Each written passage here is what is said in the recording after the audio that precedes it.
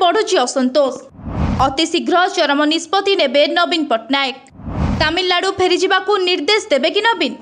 BJP सह मेंट हेले पांड्यान को आउ किछि आवश्यकता नहीं। जहा हेला एथर भिके पांड्यान को कथा बुझिबा पाई पड़िबो आउ दल को बुड़ीबारु रक्षा करबाकू पड़िबो नाई तो मोहर गरु जाई कांतारे पड़िबा परी अवस्था सृष्टि हेबो। तेणु एबेठारु भिके पांड्यान को उपरे लगाम न लगाइले दलर अवस्था बार बाजिबो बोली एबे बुझी पारिछंती मुख्यमंत्री नवीन पट्टनायक।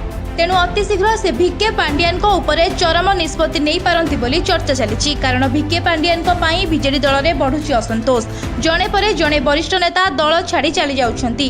जो नेता माने आगरु दल में चुप रही काम करुथिले थरे भी पार्टी फिटाउ नथिले सेमाने एबे दल विरोध में खोला खोली कहबाकू आरंभ कर देउछंती। सेमानकू देखि बाकी नेता माने मध्य दल को घेरिबा पाई आरंभ कर देलेनी।